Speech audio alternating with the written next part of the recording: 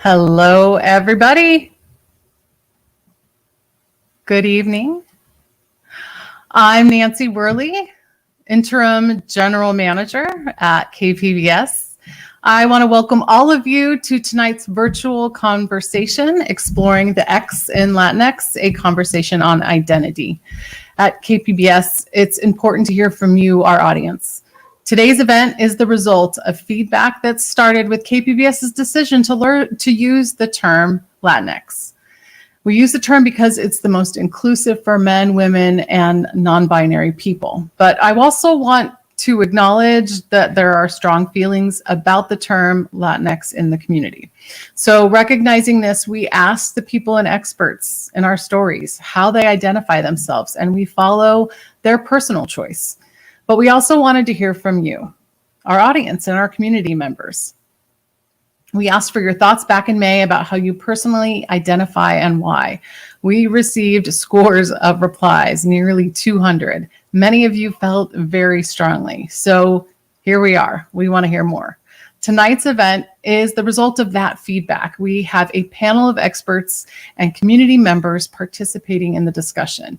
You'll hear different perspectives on how people identify and why. And I invite you to ask your questions in the chat, and we'll try our best to get to all of them. Beyond today's event, I hope you will reach out to us to share topics that you would like to see KPBS cover. You can do this by sending an email to news@kpbs.org. Listening to our community, it's important to us, and we want to continue the conversation. So now I'm going to introduce to you our moderator for tonight, KPBS reporter Christina Kim. Christina came to KPBS recently from NPR's Here and Now, where she produced and reported on housing, immigration, and the 2020 election. Prior to that, Christina worked at KQED in San Francisco, where she helped create and launch Truth Be Told, an advice show for and by people of color. Her career has also included stints at StoryCorps and Reveal from the Center for Investigative Reporting. And if you follow Christina on Twitter, you'll see she identifies as the KPBS racial justice and social equity reporter and the proud daughter of immigrants. I'm going to hand it over to you, Christina. Have fun. Well, hello, everyone. Thanks for joining us. Welcome to Exploring the X in Latinx, a conversation on identity. Before we begin, I just want to say that if you'd like to hear tonight's conversation in Spanish, please call 602-580-9255. The access code is 7387179. Para escuchar esta conversación en español, por favor llame 602-580-9255. El código de acceso es 7387179. So yeah, my name is Christina Kim. I'm the race and equity reporter at KPBS, and we are here today to explore the term Latinx, what it means, where it came from, and the moments of controversy as well as inclusion that it can spark. And I just want to begin by saying to our audience and our community members, we hear you. KPBS started using the term Latinx, a non-binary way of saying Latino, in an effort to be as inclusive as possible.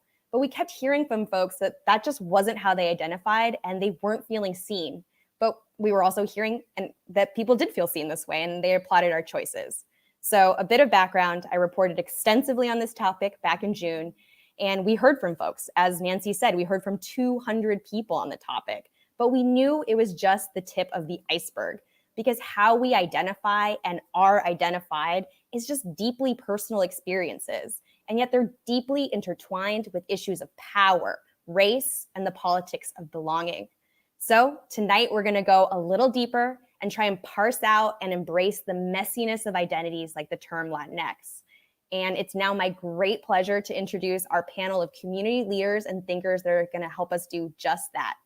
So we have Nancy Maldonado, CEO of the Chicano Federation,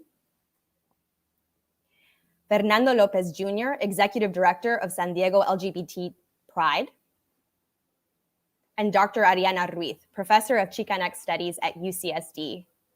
Welcome, everyone. I love this effect. Didn't everyone just feel like they joined the Brady Bunch? We all have to start looking at each other up and down. And I'm going to be your host and moderator, as I mentioned before. And as I said before, identities are personal and they indicate where we stand in certain situations and certain conversations. So to start, I'm just going to ask all my panelists to share how they identify themselves and what factors led to that. And I think it's only fair that as a moderator, I do the same. So I'm going to say it right up the front. I'm not Latinx or Latina. I'm half Korean and half Spanish. And so when I identify myself, I'm a Spanish-speaking Asian American. All right, so now that I have said what I am, a little bit of backstory, I want to hear from our panelists. Nancy, can I ask you to start? Just how do you identify and how did you come to claim those terms? Yeah, so I identify as Chicana, and this is, kind of a new identity for me as I delve deeper into kind of what the term means and really identifying a lot more with my indigenous roots. So Chicana for me. But again, if the term Latina comes up, I mean, it's not offensive to me, but if my personal preference is Chicana. Great. We're going to dig a little deeper into that history. But Ariana, how do you identify and what choices led to you identifying the ways you do? Sure. So I identify as Chicana Latina, and quite a lot of that has to do with space and what space I'm in. So prior to arriving to UC San Diego, I was actually an assistant professor at the University of Iowa. And being at a predominantly white institution where there were very, very small number of Latino, Latinx students and community members, in order to have a community, a space that I felt I could belong to, that's really where I really started calling myself Latina or Latinx. And I would say that coming of age in California, I was born and raised here, did all my schooling here. That's really where I am able to or embrace more so a Chicana identity. And Fernando, last but not least, how do you identify? So yeah, my name is Fernando Lopez, and I am, I think, the only non-binary person here. So I'm holding up the Latinx for all of us. But I will say I identify as a queer, non-binary, gay, former homeless youth, Jewish, Mexican American, child of immigrants, and Latinx is maybe somewhere in there. But I grew up in El Centro, California. I've lived in Chapala, Jalisco. I come from a family of migrant field workers, and so my Mexican identity is probably very much ingrained in me. I mean, I lived in Mexico. Like I can't, like there's no decoupling that. I wasn't really brought up in an environment or a family that identified with the Chicano identity, but because we were Mexican, and my family will fight that till the end of the time. Like you are, mijo, you are Mexican. And I think that's probably, if we're talking about the ethnic identity, that's probably one of the closest things. Now, in queer spaces, we talk about identity all the time, right? So that's why I say I'm a, queer, non-binary, Latinx, Mexican American first. There's all these components to who we are. And we can't decouple those, regardless of what space we're in. And what I appreciate about Ariana and what she said is that, sometimes we might hold the name of a particular piece of our identity when we are in different spaces. And I think marginalized community members, especially queer, if you're queer and live at the intersection of multiple marginalized identities, we are all, I think everyone in this panel is used to code switching in different situations, right? So that is something that I will definitely, do throughout my life.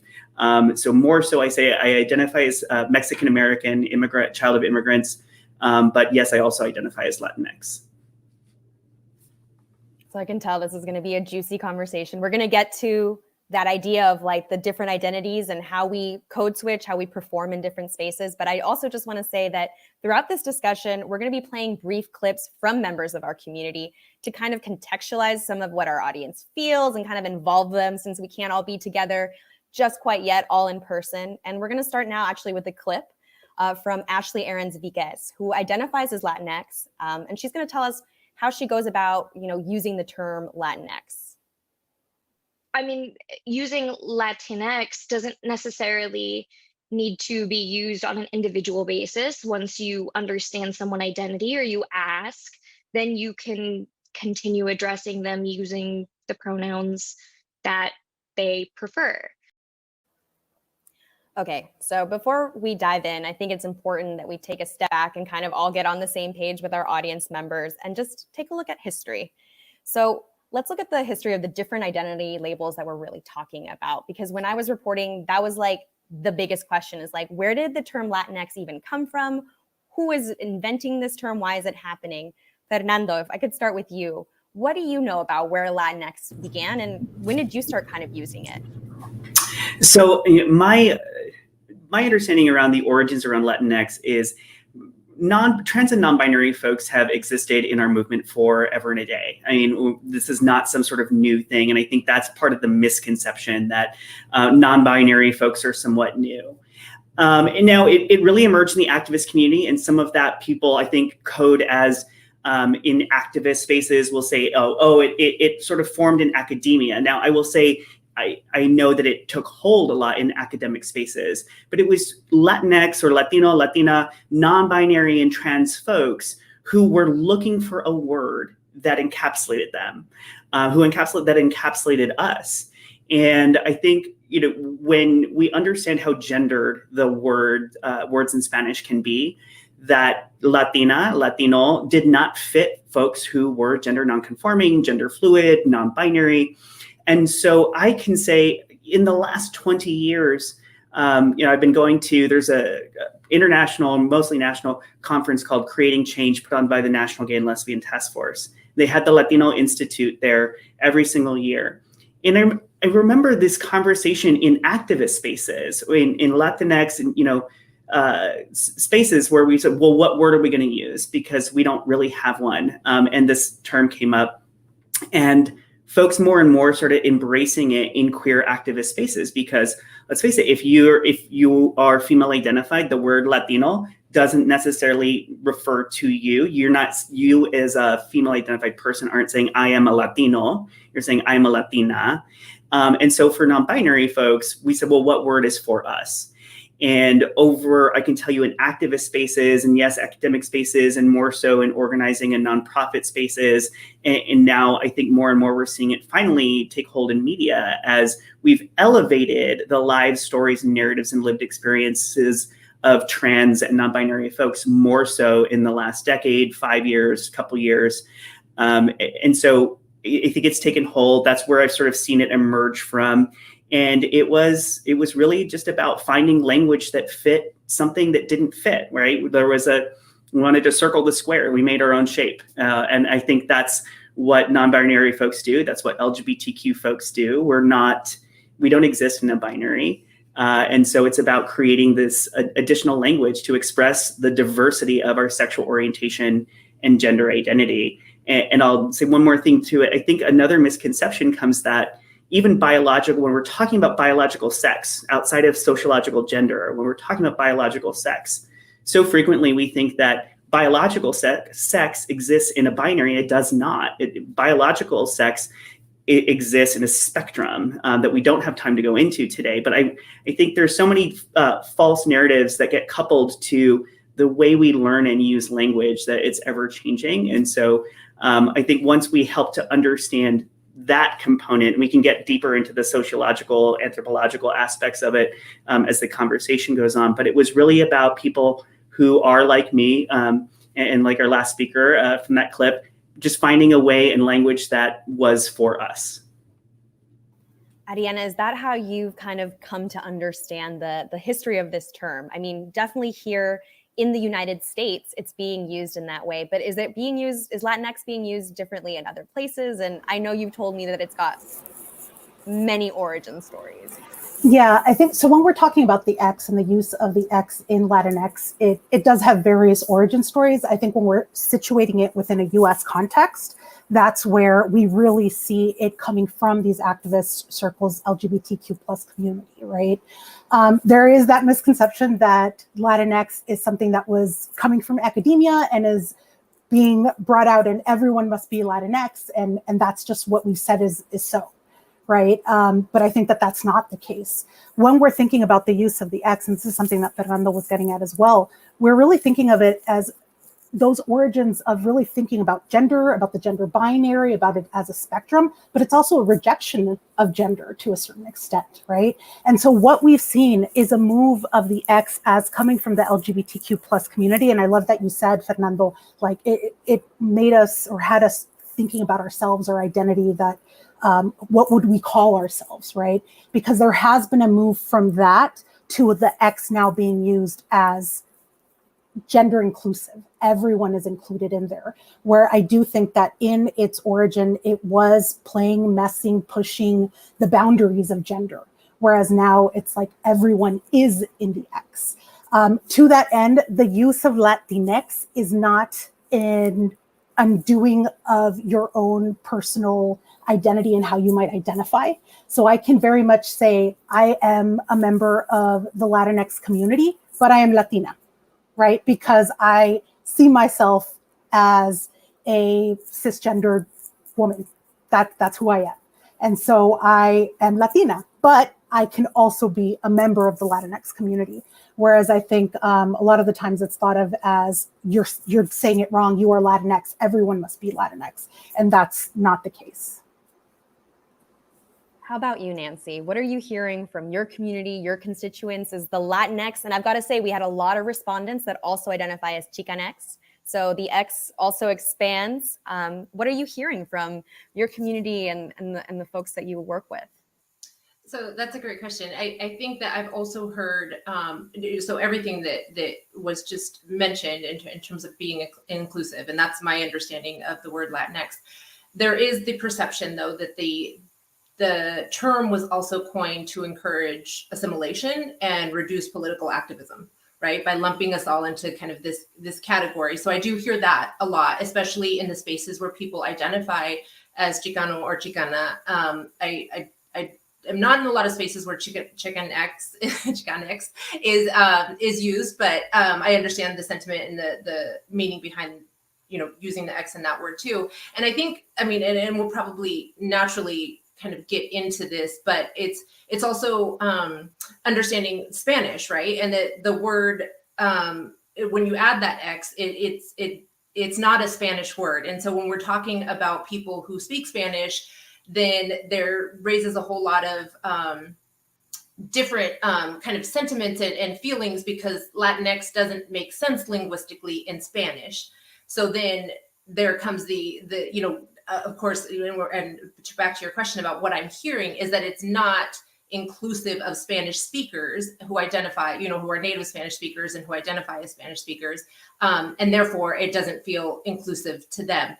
And so, there's all different sides of the kind of feeling and sentiments, which I'm sure is some of the feedback that you've received. And it really does kind of activate a lot of emotions around this word. And we hear that, right? As Chicano Federation, whenever we use the term Latinx, we get a lot of pushback and kind of questioning our identity and who we are and how we're not being true to our roots. So it's a very interesting topic, but I think, and like I said, we'll probably get into this naturally. It's thinking about Spanish and how the X does or does not work with the Spanish language.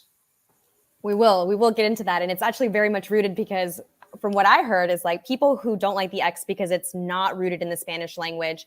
For some folks, it's like that's the decolonial practice of like engaging with indigeneity. But then for other folks, it's like, no, this is how we get colonized by Anglos. So it's interesting because I hear like two tension points that might actually agree, but they see it very differently. But I do think that before we even go forward, Nancy, it's important to just define what we mean by Chicano and why that's such a particular identity, so rooted here in the frontera, so rooted here in San Diego. Can you just explain what it means and kind of how it is different, similar to Latino, and how it fits within Latinidad? Yeah, so again, I think a lot of people identify Chicano or Chicana with more of a political and cultural statement and more of a political and cultural identity. My understanding of the word is to have Mexican origins but be born in the U.S. But again, that I think has also shifted, right? And then there's been kind of this re-emergence. So when I was growing up, like that's not how I identified. That's not how my family identified. And what I've seen and just kind of the work that I do is this re-emergence of identifying with the term Chicano or Chicana. And I think it is a lot along the political climate and how people are rejecting colonialism and the words and kind of the identities that they associate with colonialism. Adiana, I know you wanted to jump in. Y'all can't see, but she raised her hand silently back. Well, I just wanted to add that I think when we're talking about the X, whether it be in Chicanx or Latinx, and that goes back to that idea of like the origin stories and where did it start? Because if we are thinking about it in the Latin American context, some of the pushback has been the fact that the X for many emerged in many radical feminist Latin American circles, as well as thinking about the use of the X within indigenous communities, right, or among indigenous communities. And so this idea that it's not and is linguistically at odds with Spanish can get a little bit of a pushback as well. And I say that as, not a Spanish linguist, but that is some of that context and that dialogue that I think is important to bring up. Fernando, I'm not sure if you wanted to add something to it. Okay. I've been in these activist rooms for 22 years. And so I can say that even in the rooms, we were having the conversation about the authenticity of indigenous languages in Latin America. And that, if we're talking about decolonizing language, then indigenous language, the morphology of these words is closer to when we're using things like Latinx.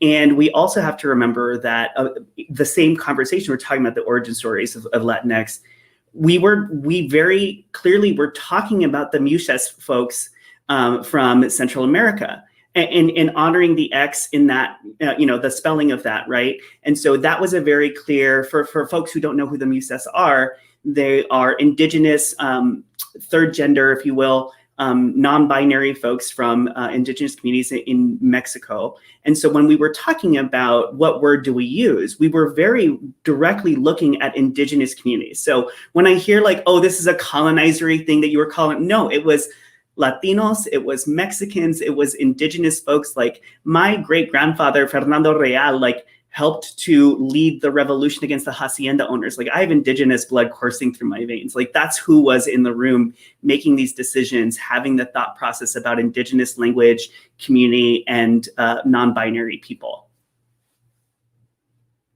So what I kept on also hearing is that what people love about the X is that it actually kind of incites these type of conversations. It really troubles people. Like they see it and it's like, ooh, one way or another.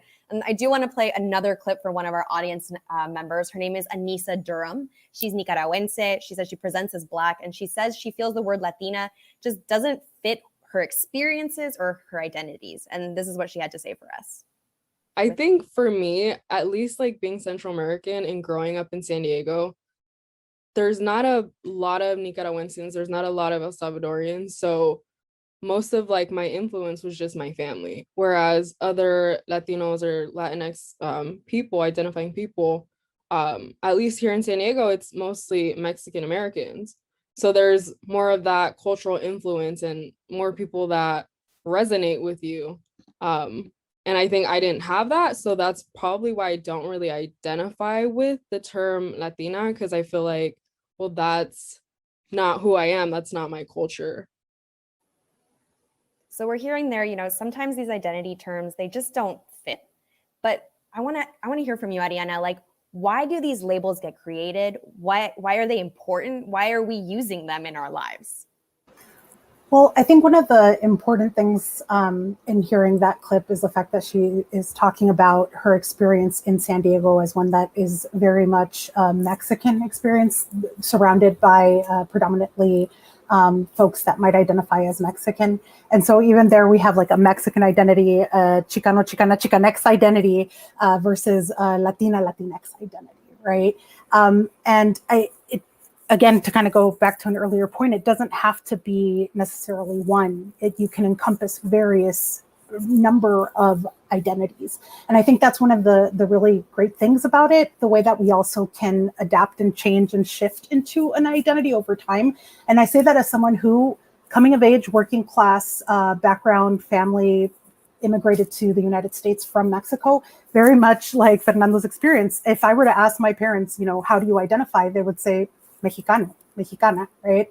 That would be the extent of it. Latino, Latina, Latinx, Chicanx, to them is something that just doesn't even come to mind, right? And so actually it was me going off to college at UC Santa Cruz where I first understood the term and some of the political aspects, the history that's attached to it. And it's one that I very much saw myself aligned with. And so again, that's that shift into moving into Chicanx that then going off to the Midwest had me really thinking about, well, how do I frame community? How do I create it? And so that really gets to the way that identity is very personal. It's something that I always go into the classroom and say, look, I'm not here to tell you what you are or what you aren't. Rather, I'm here to give you the information, and it's up to you to decide how you want to call yourself, how you see yourself within these various terms. But I want you to have the history and the understanding behind it as well, so that you know that when you are identifying as Latinx, this is kind of the historical trajectory or the communities that you're speaking to or see yourself a part of, right? And so that's really where I think we can start to think about the importance of identity and naming ourselves versus a term that might come from the outside onto the community itself. And that's where you get a little bit of pushback, especially with a term like Hispanic. That's considered much more conservative. And again, I'm speaking about it within an US English context, because of course, if we're talking about Spanish language, Hispanohablantes is something that is used very much within especially Spanish media. You also get an Hispano identity if we're talking about it in Spanish. And so when we're thinking about it like this English Hispanic term, it's one that really comes into play in the 1970s. It's tied to the census. It's tied to US government counting. And that's really where you get that push from Hispanic into a term that's coming much more from the community, like Chicano, like Latino, and its current manifestations as Chicanx and Latinx. Right. So much of it seems to be rooted almost in political action and being seen by the government so that you're counted in the census, but also in political mobilization. So ones that are coming from the community and also how maybe campaigns are reaching out to you. Nancy, you kind of brought this up when you first said what you were hearing, that your community wasn't responding to the term as an apolitical term. Can you tell me, can you just expand on that? Do you see Latinx as a political term or a non-political one? Personally, I don't see it as a political term, but I do hear that a lot from the community. And again, I think, and Ariana, I think you touched on this, it's very generational, right? And the perceptions and the emotions that it like, I can see it across the board in terms of what the response is and what the reaction is. And so there are people who do see it as a political term. Personally, no, I don't. But it does bring into question the assimilation, and is this a term to move us more to assimilate and to reject our indigenous roots? Again, personally, no, I don't believe that, but I do hear that a lot. Fernando, do you see Latinx as a political term that is actually mobilizing people? So I love everything. I'm like in love with Ariana and Nancy and like everything that you're saying. You ever want to see my dad pissed off, like watch him fill out the census every 10 years and have to check the white box, right? And so the personal is political. We can't decouple those things. And so even the fact that so many of us do not identify, in my generation, younger, like, look, I'm about to turn 40, like my generation or younger, there's a lot of us that don't identify as Chicano because like, even though there was a huge movement right before we were born, the systems of white supremacy broke that tether, like they broke that chain of communication and education. And we also understand that Chicano doesn't necessarily like resonate with the rest of Latin America or the Latin diaspora and Hispanic diaspora. And I think in queer spaces, we have to, well, we should, in my opinion, be mindful of the diversity of culture and lived experiences that we are bringing in. And so we have to be cognizant of Brazilians and Chileans and, you know, every South American, Latin American country that comes to be a part of our community here in San Diego or our LGBT community. So yes, it is political in that our existence has been politicized, that we have been systematically severed from normative systems of support through systems of white supremacy. And that's something that we are still combating to this day. So is the term Latinx intentionally a political tool? No, it was about claiming personal identity. But if you are queer, if you're someone from a marginalized community, your mere existence is political, and existing as your authentic self is a political pushback to the systems of white supremacy that we are all combating every day in our lives.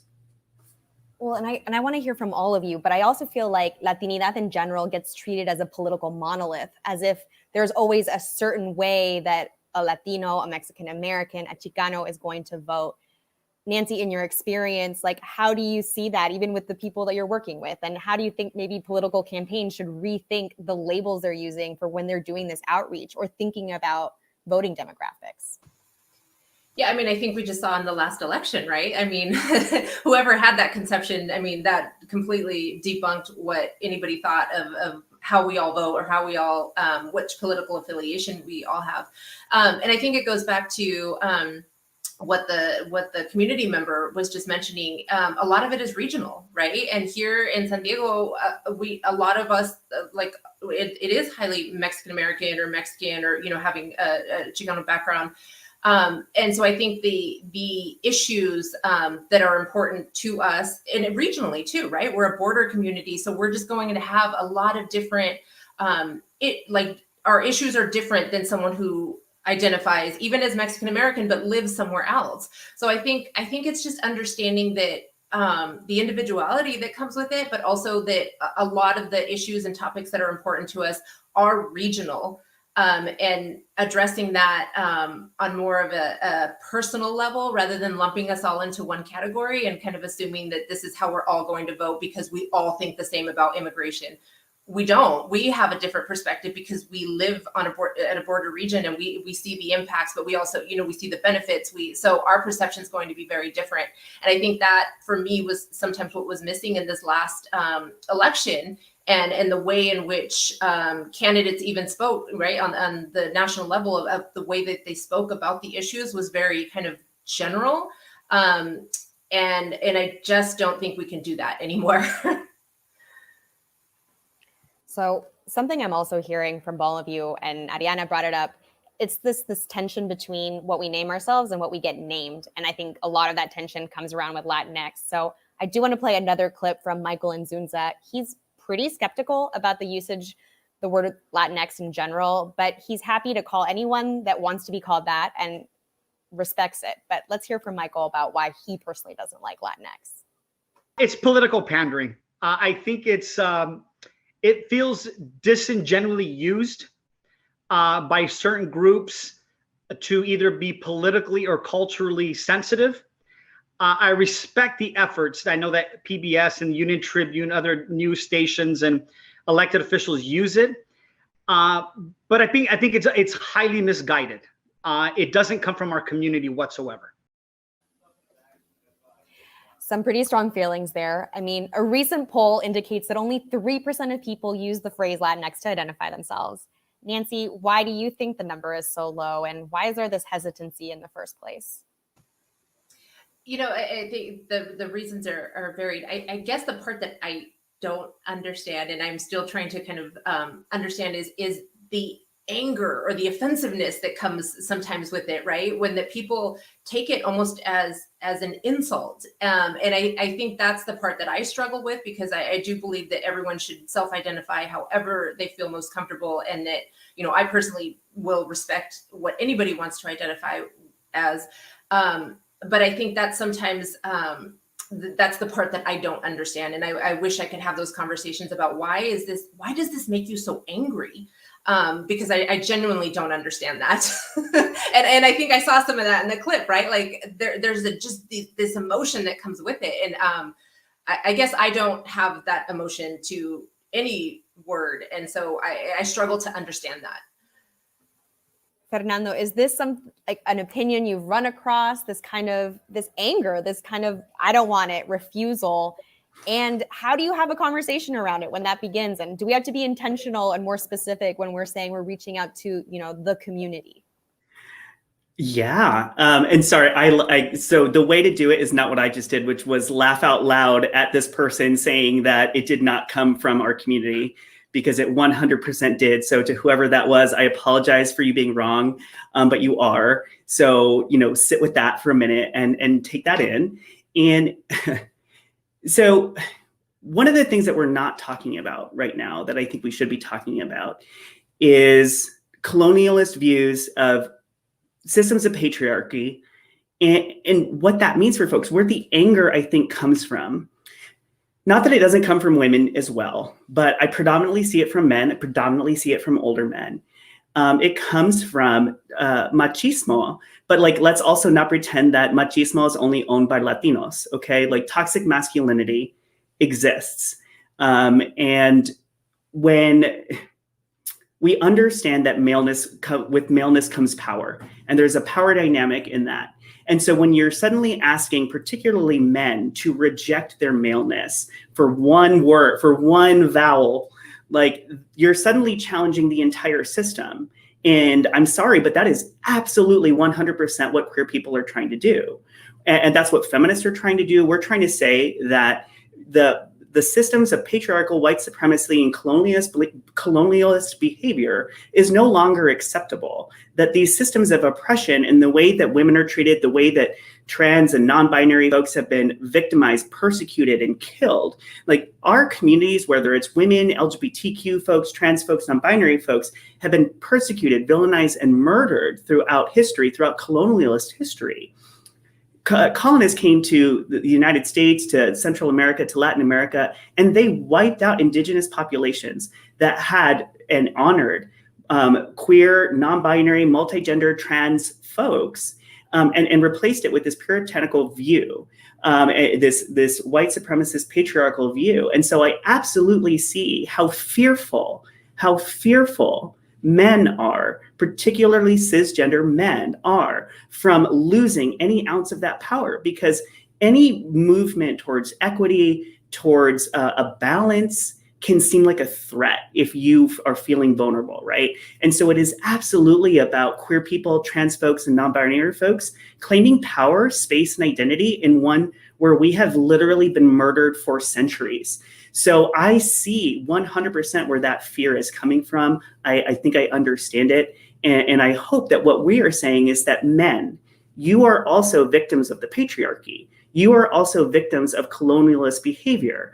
And so how can we help this be a more equitable place so that way our young men, our boys, our fathers are not upholding these very toxic views that can be harmful to folks. So I think I answered your question. I went on a bit of a tangent, but I obviously feel a way about it. And I think I understand where that anger, that animosity comes from. And the unfortunate answer is white supremacy. I do think it opens up a question, Ariana. It's just like, if Latinx is rooted in a particular politic that is trying to destabilize binaries, destabilize white supremacy, is there terms that encompass maybe different points of view that also capture Latinidad? So I think one of the important things to note is that language changes. Language changes over time. And so even when we're thinking about a term like Chicano, that's a term that really started to gain traction in the 1960s with the Chicano movement. We're talking about it as a Mexican-American activism that previous generations pushed back on, right? And so it's a term that perhaps when it was gaining traction in the 1960s was seen as divisive, but now is one that we've come to embrace for the most part, right? I'm sure there's people that still say, no, I'm not a Chicano, I'm Mexican-American, or whatever the case may be. And so given that language changes, we need to be conscious or open to how we're responding to that change. So we could come at it from a space of anger, of not wanting to listen, of saying that is wrong and I'm going to stick to what I am calling myself. Or you could enter a conversation from a space of inquiry, from a space where you are wanting to understand where the X is coming from, how it's being used, why some people might see themselves with that X in a way that you might not. And that's okay too, right? And that's just something that I wanted to make sure was mentioned, because a lot of the time I think that there is a reaction to difference that you just want to kind of push against or push away. And it's much more productive to kind of enter those conversations with an open mind, right? That's really when we can push from a term like Latinx as threatening to one that you're open to understanding and learning about. again, with the notion that you might not identify as Latinx, and that's okay.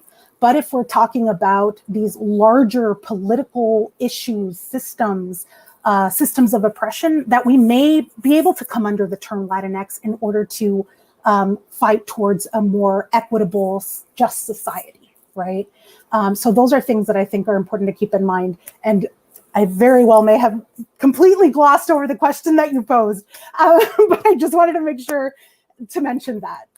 That's okay, because I'm actually going to give you another question instead, which is this. When we've spoken before, you've talked about kind of the performative use of Latinx, especially by predominantly white institutions that may not be engaged with the politics and the radical notions and ideas that you are all discussing today. Can you unpack that? And maybe that's actually what Michael Nzunza is kind of reacting so angry towards. It's like, don't pander to me. Yes. So one of my critiques of the use of Latinx is who uses it and to what end.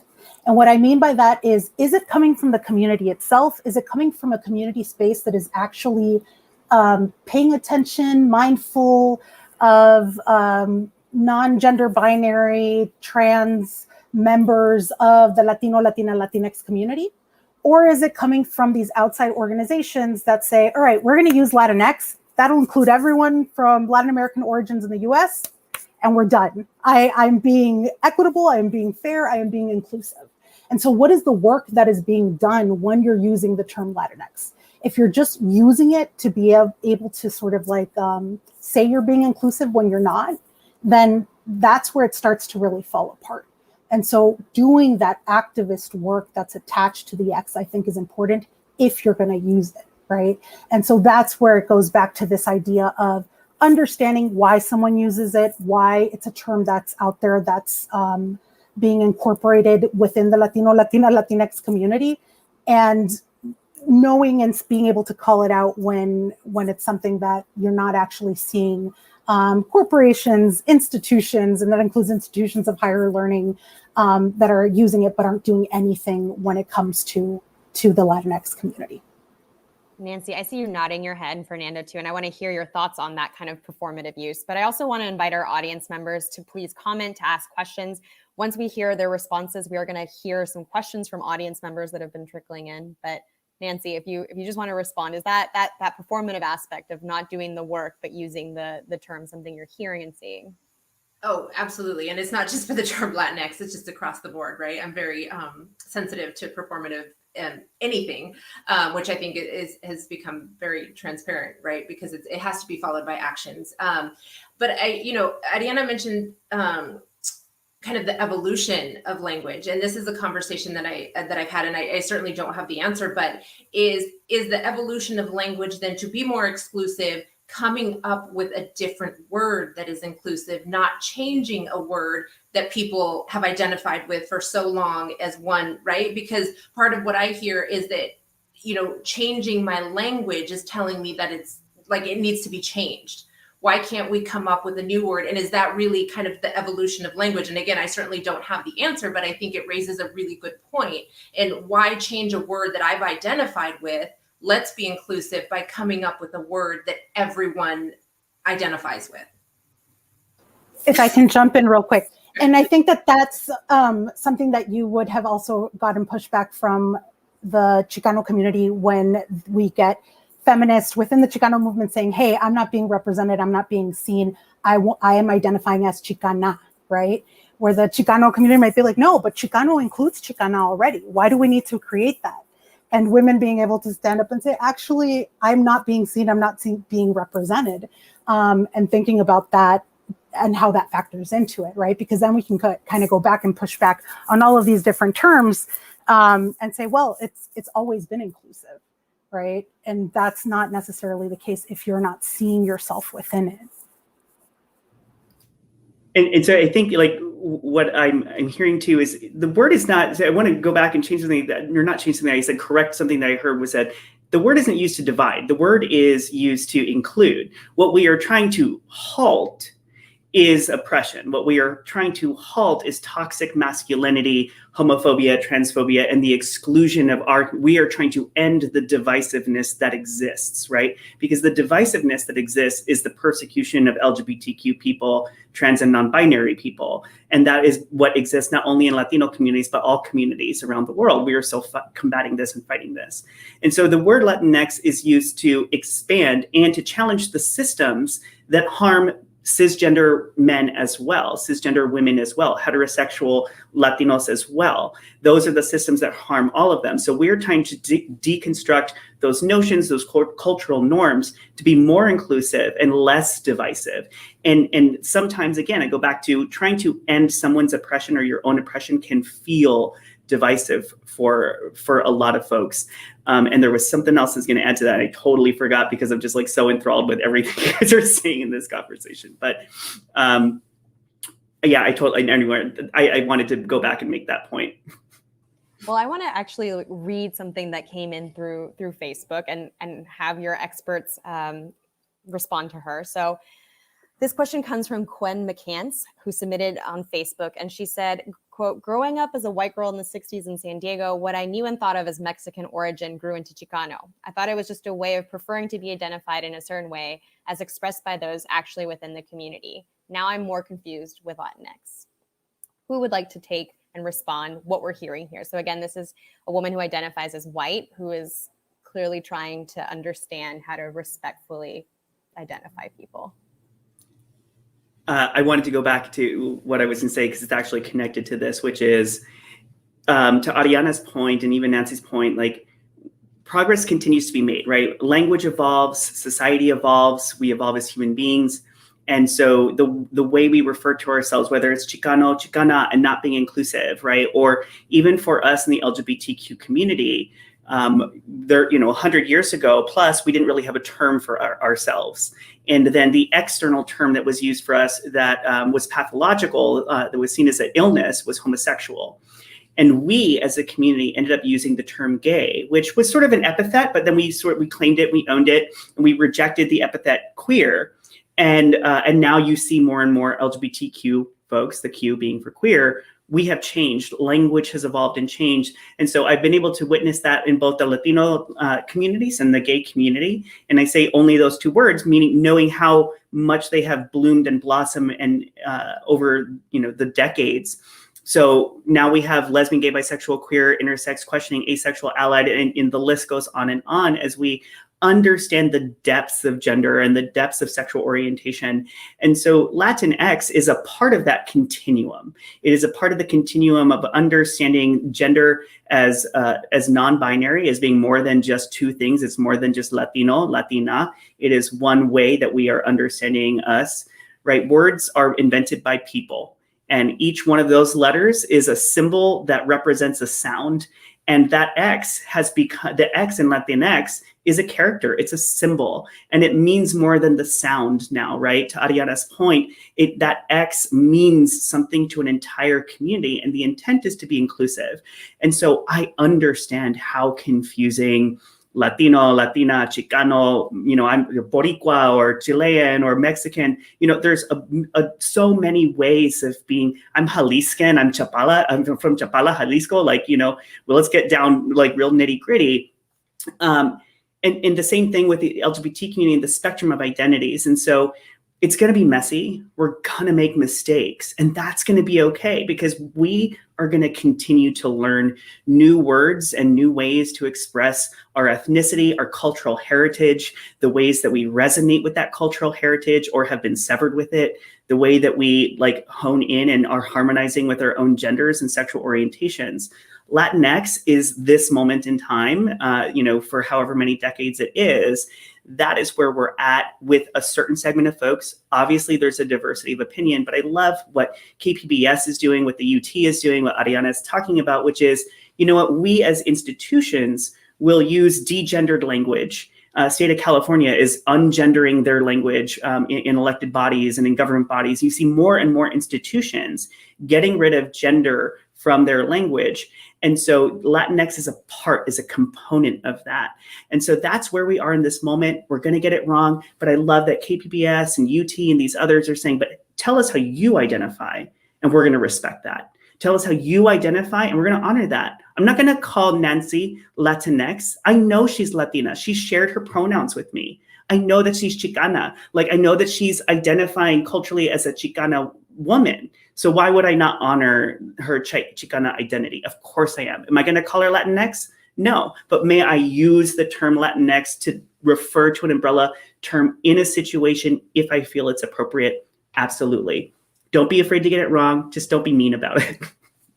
So you did bring up something that actually another listener is bringing up, which is this idea of, specificity and the desire for specificity. And so Maya Obando on YouTube said this today, quote, "As a Mexican American, the word Latinx does not address the important issues that affect my Mexican community. It's become a hodgepodge of other Latin cultures." So for Maya, it sounds like Latinx is not specific enough, and it's kind of diluting the work that they want to see in their community.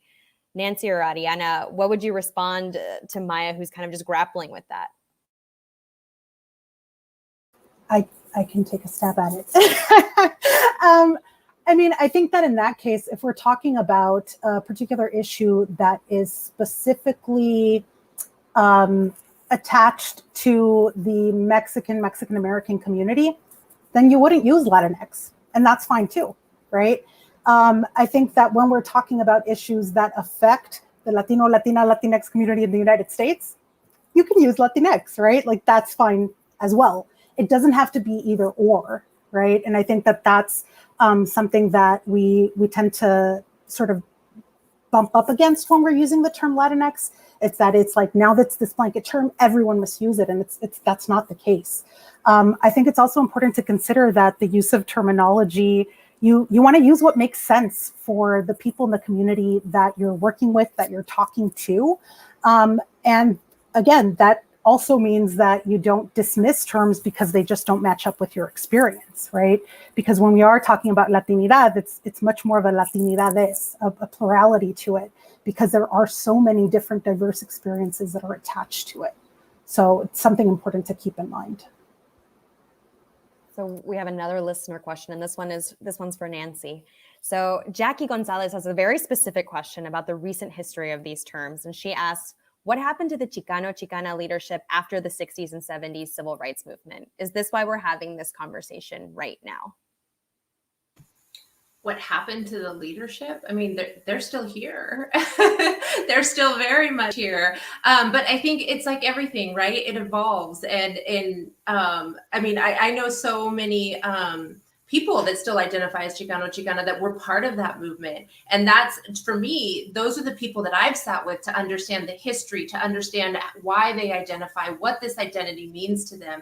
And I think it just goes back to just everything that Ariana and Fernando were saying. It's respecting what people identify as for whatever their reasons are. It comes down to respect.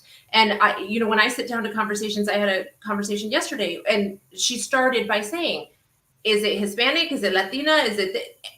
And I told her exactly how I self-identify. And she asked, can I ask you why?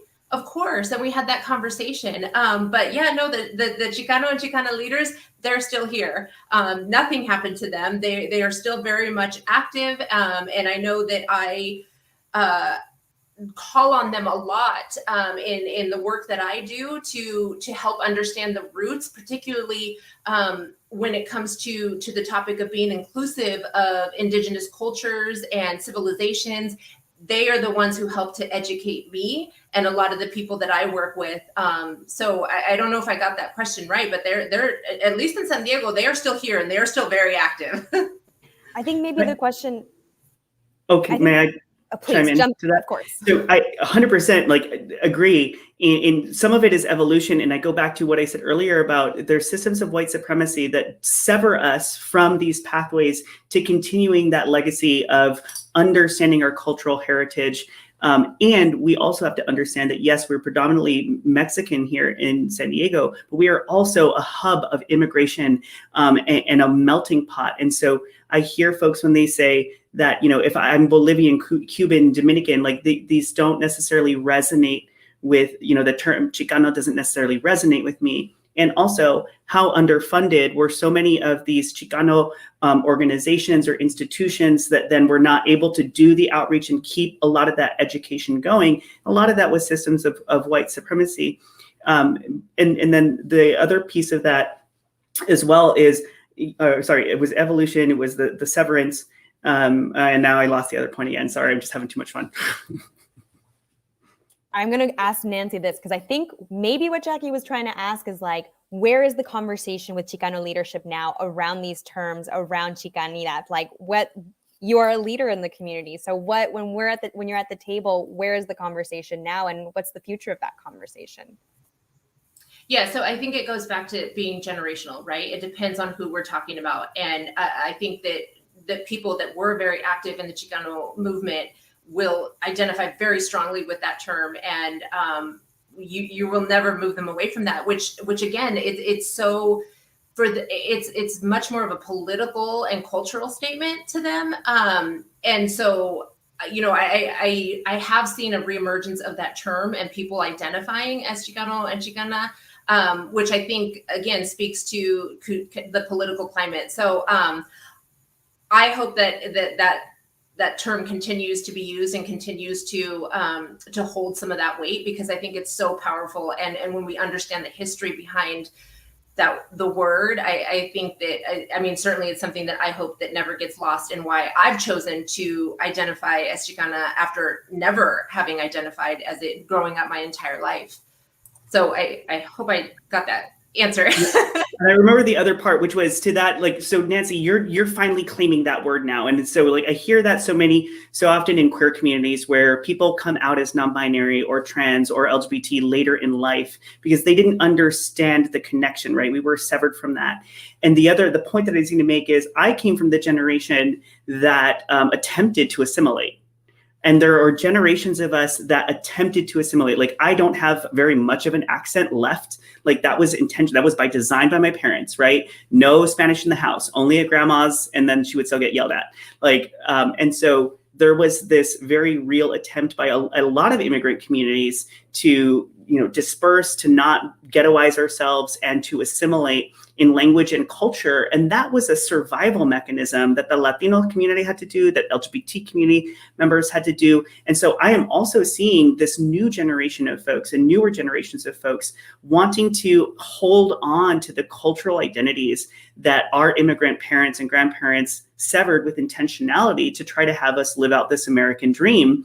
Now, then our generations and younger are seeing how that didn't always work, and we still face discrimination. And so now we've assimilated and lost touch with our culture. And so many of us are now trying to hold on to that and with a different level of integrity to our cultural heritage than I've seen in a very long time. So I am seeing a resurgence of Chicano in a lot of LGBTQ spaces as well. I mean, I really am. And we just hosted the first Pride event in Barrio Logan. And that was like, amazing. People wanted to be there and be fully Latino, Latinx, Chicano, and celebrate Pride and be exactly who we are. And it was a thing of beauty. So this is going to be our final comment from the audience, but I think it really speaks to what we've been talking about in terms of that, one, erasure, and two, this idea of like generational difference. And so Vanessa Naveres on Facebook says, I agree with Fernando. Latinx, or Latin, which we haven't even talked about today, and someone will elaborate, is to be more inclusive, which I agree with. But many older generations are very almost threatened with this term because they feel their heritage and identifiers are being homogenized to the term Latinx, and they don't agree with it. What would you say to those who think that this is just a phase or a marketing term created by non-Latino Hispanic corporations to sell? It's not where it came from. I hear the concern. It's not where it came from. And I think Ariana and Nancy both touched on, we all see some performative BS happening all over the place, right? We know when, as Latinos, we're being marketed to by capitalism. Like, we see where they're trying to get our dollars, and we see that as queer people. We see that as Latinos, Latinx. So I'm not here for it. And so for me personally, I look at what is the depth of programming that they are doing. What is the reality behind it? Because whether it's academia, whether it's journalism, whether it's a business or for profit, if I see the term Latinx, heck, if I see Mexican, whatever it is that I see, I want to know, where are you putting your dollars? How are you paying people? Are you actually investing in the Latino and the LGBT community, or do you just want our money? And you scratch the surface a little bit, and I think you can find out. And so, is it SDSU or a UCSC investing in a Chicanx studies program? Okay, what is the authenticity there? I don't know the full depth of Ariana's story and what her struggle is like and how much she's fighting the administration there. Maybe not. Maybe she's fully embraced. But I know that wasn't always the case. So I think anytime we're entering a space, was it built by us? Was it built with us? Was it built by and for us? Or was it somebody else putting a sticker on the outside and hoping that, we swipe our credit card somewhere? So we actually have one final clip of an audience member that I think kind of sums together where we are in this conversation. Is where do we go from here? And this is actually this time from a listener named Carlo Bonacchi. He says that as a white passing member of the Latino community, he doesn't want to co-opt the usage of the word Latinx because he feels that the word doesn't apply to his experiences. Still, he's willing to embrace the word if there's a larger groundswell of support in it for the larger community. So here's Carlo. Latinx has always felt external, kind of to my own experience. Kind of while I appreciate kind of the background behind it, it has never really felt. Kind of the Latin people that I surround myself with don't use that word. It's never been something that has kind of really resonated with me. So kind of my own experience, not so much, but I'm hesitant to speak on behalf of the larger community, but kind of for me personally, no. I think where we are, and what I'm going to ask each of you to kind of respond to, is just what we've touched it all. It's generational. It's rooted in power. It's about feeling seen. It's about not erasing other communities, and it's insanely political. And so it's so hard to imagine that one term can do the work for everyone. So moving forward, I think that these conversations, they're going to keep happening. They're going to happen in institutions like KPBS, like UCSD, like LGBT Pride, like everywhere. So what would you want, especially as audience members, or maybe heated or want to have conversations around this? What is your advice to people listening about how we can engage in conversations around this and move forward, and how to really approach it? And just this idea of like our identities and how to talk to one another about them in ways that are inclusive but productive. I can start. And I think somebody mentioned it earlier, to go in with an open mind and understand that we all want the same thing, right? We all want to be seen. We all want to be heard. We all want to belong. And I think it goes back to the golden rule of any conversation, right? Like, listen to understand versus listening to respond. And that we can all learn something if we just listen and go in with an open mind. And other than that, I mean, Ariana?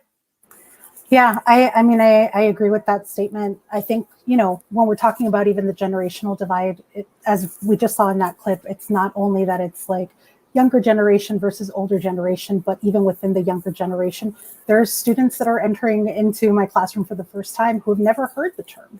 And so how do I make a space where all students who are Latin American descent and see themselves either as Latino, Latina, Latinx, how do I make them and have a space where they're seen?